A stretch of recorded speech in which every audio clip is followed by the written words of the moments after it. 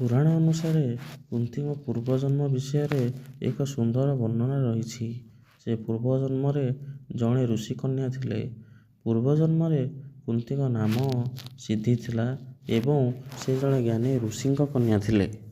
ସେ ଅତି ମାତ୍ରାରେ ଧର୍ମପରାୟଣା ଏବଂ ସେବା ମନୋଭାବାପନ୍ନ ଥିଲେ।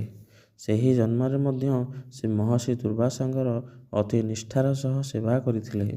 ଦୁର୍ବାସା ଋଷି ସାଧାରଣତଃ ଅତି କ୍ରୋଧୀ ଥିଲେ, କିନ୍ତୁ ସିଦ୍ଧିଙ୍କ ସେବାରେ ସନ୍ତୁଷ୍ଟ ହୋଇ ସେ ତାଙ୍କୁ ଏକ ବରଦାନ ଦେବାକୁ ଚାହିଁଲେ। ସିଦ୍ଧି ନିଜ ପାଇଁ କିଛି ନ ମାଗି ଜଗତର କଲ୍ୟାଣ ଏବଂ ପରବର୍ତ୍ତୀ ଜନ୍ମରେ ଧର୍ମର ପ୍ରତିଷ୍ଠା ପାଇଁ ସନ୍ତାନ ପ୍ରାପ୍ତିର ଶକ୍ତି ମାଗିଥିଲେ।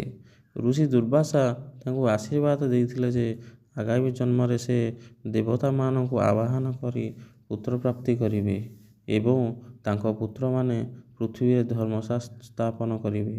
ଅନେକ ଶାସ୍ତ୍ର ଅନୁସାରେ କୁନ୍ତୀଙ୍କ ସାକ୍ଷାତ ସିଦ୍ଧି ବା ସଫଳତାର ଦେବୀଙ୍କର ଅଂଶାବତାର ବୋଲି କୁହାଯାଏ। କୁନ୍ତୀଙ୍କର ଅନ୍ୟ ଏକ ପରିଚୟ ହେଉଛି ସେ ଶ୍ରୀକୃଷ୍ଣଙ୍କର ପିଉସୀ ଥିଲେ, ଯାହାଙ୍କୁ ପୃଥା ମଧ୍ୟ କୁହାଯାଏ। ତାଙ୍କର ଧୈର୍ଯ୍ୟ ଓ ଶକ୍ତି ପାଇଁ ତାଙ୍କୁ ମାତୃଶକ୍ତିର ଏକ ରୂପ ଭାବେ ଗ୍ରହଣ କରାଯାଇଛି।